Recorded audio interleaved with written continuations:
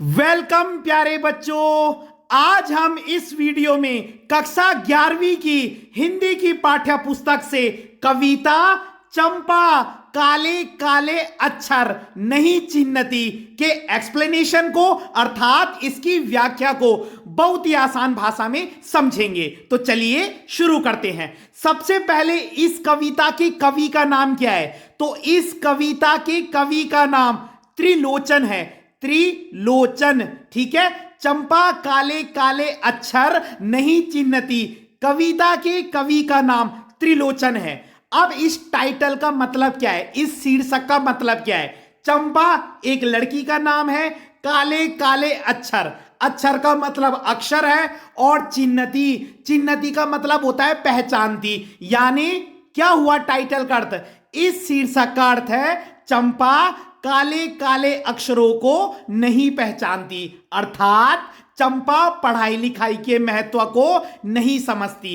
इस कविता में चंपा के बारे में बताया गया है कि चंपा कैसी लड़की है ना, उसके चरित्र की क्या क्या विशेषताएं हैं, वह पढ़ाई लिखाई के महत्व को क्यों नहीं समझती।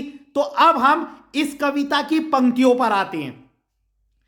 चंपा काले काले अक्षर नहीं चिन्हती, मैं जब पढ़ने लगता हूं वह आ जाती है, खड़ी खड़ी चुपचाप सुना करती है, उसे बड़ा अचरज होता है। अचरज का मतलब आश्चर्य होता है कि इन काले चिन्हों से कैसे ये सब स्वर निकला करते हैं। देखिए कितना आसान है।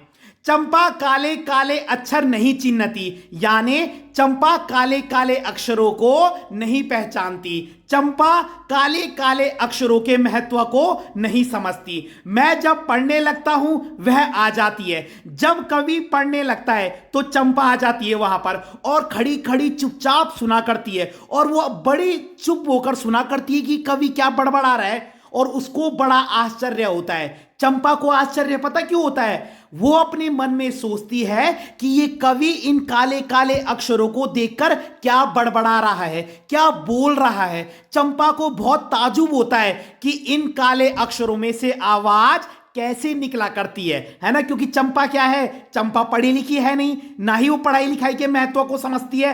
तो जब कवि पढ़ने बैठता है ना तो चंपा वहां पर आ जाती है और कवि को ध्यान से देखती है, और उसको बड़ा आश्चर्य भी होता है कि इन अक्षरों में से आवाज कैसे निकला करती है। उसके बाद देखिए, चंपा सुंदर की लड़की है। चंपा के पिताजी का नाम क्या है? सुंदर। सुंदर ग्वाला है, गाय भैंसे रखता है। ग्वाला आपको पता है, जो गाय भैंस चराने जाते हैं उनका काम करते हैं। तो चंपा किसकी लड़की है? सुंदर की लड़की है। और उसके पिताजी क्या काम करते हैं? गाय भैंस को पालने का काम करते हैं। और चंपा भी गाय भैंसों को लेकर चरवाही करने जाती है, मतलब चंपा गाय भैंसों को लेकर चराने जाती है। ठीक है। चंपा अच्छी है, चंपा अच्छी है लेकिन चंचल है, नटखट है और उधम करती है। चंपा क्या है? अच्छी है, नटखट है, उधम मचाती है, शरारत करती है, और कभी कभी वह कलम चुरा लेती है। जब कवि क्या काम करता रहता होगा तो वो कवि की क्या करती है? कलम चुरा लेती है। और जैसे कवि कलम ढूंढ कर लाता है तो अब क्या पाता है कि कागज गायब हो गया, परेशान फिर हो जाता हूं। तो जैसे कवि काम करता रहता है, जो चंपा है वो बहुत क्या है? शैतान है, शरारती है। वो कभी कवि की कलम चुरा देती है। अब जैसे कवि अपनी कलम ढूंढ कर लाता है तो क्या देखता है कि अब कागज ही गायब हो गया, यानी चंपा उसे क्या कर रही है? परेशान कर रही है। उसके बाद चंपा कहती है कि तुम कागज ही गोदा करते हो दिन भर। चंपा कहती है कि तुम क्या दिन भर ये कागज में लिखते रहते हो? क्या यह काम बहुत अच्छा है? क्या ये जो काम है लिखने का ये बहुत अच्छा है? ये सुनकर मैं हंस देता हूं। और चंपा की ये ना समझी की बातें सुनकर कवि को हंसी आ जाती है, और फिर चंपा चुप हो जाती है। जब चंपा कवि को दिन भर लिखते हुए देखती होगी तो वो कहती है कि तुम ये क्या लिखते हो दिन भर, क्या ये काम बहुत अच्छा है? तो चंपा की इन बातों को सुनकर कवि को हंसी आ जाती है। उस दिन चंपा आई मैंने कहा। अब एक दिन चंपा फिर आती है तो कवि क्या कहता है चंपा से? कवि कहता है, चंपा तू भी पढ़ ले, हारे गाढ़े काम सरेगा। हारे गाढ़े काम सरेगा का मतलब होता है मुसीबत के समय काम आएगा। कवि चंपा को समझा रहा है कि चंपा तू भी पढ़ाई कर ले, कल मुसीबत के समय तेरा ये काम आएगा पढ़ा लिखा होना। गांधी बाबा की इच्छा है सब जन पढ़ना लिखना सीखें। गांधी जी भी चाहते थे कि भारत देश का जो हर नागरिक है वो क्या हो, पढ़ा लिखा हो। अब जो है कवि गांधी जी का उदाहरण देता है कि गांधी जी भी चाहते थे कि सारे लोग क्या करें, पढ़े लिखें। चंपा ने कहा कि भैया मैं तो नहीं पढ़ूंगी, और तुम तो कहते थे कि गांधी जी बहुत अच्छे हैं, तो अगर वो अच्छे हैं तो पढ़ने लिखने की बात उन्होंने कैसे कह दी। चंपा को यह पता था कि गांधी जी बहुत अच्छे इंसान हैं और वो पढ़ाई लिखाई को अच्छा नहीं समझती थी, तो वो कहती है कि हो ही नहीं सकता कि गांधी जी ने पढ़ने लिखने की बात कही होगी, क्योंकि तुम तो कहते हो गांधी जी बहुत अच्छे इंसान थे, और जो अच्छा इंसान है वो पढ़ने लिखने की बात कैसे कर सकता है, ऐसा चंपा को लगता था। मैंने कहा कि चंपा पढ़ लेना अच्छा है। कवि कह रहा है कि चंपा पढ़ ले, अच्छा है, ब्याह तुम्हारा होगा और तुम गौने जाओगी, यानी तुम्हारी कल शादी होगी और तुम अपने ससुराल जाओगी, और कुछ दिन बाद तुम्हारा पति कलकत्ता चले जाएगा। मतलब अगर पति बाहर जॉब करता है कलकत्ता, तो वो कलकत्ता चले जाएगा।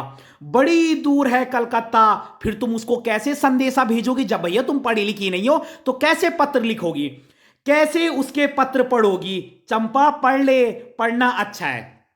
अब कवि उसे समझा रहा है, भैया कल तेरी शादी होगी, तू ससुराल भी जाएगी, तो तेरा पति कल अगर नौकरी करने बाद में बाहर चला गया कलकत्ता, तो तू क्या करेगी? कैसे मैसेज भेजेगी, कैसे संदेश भेजेगी, कैसे उसके संदेश को पढ़ेगी?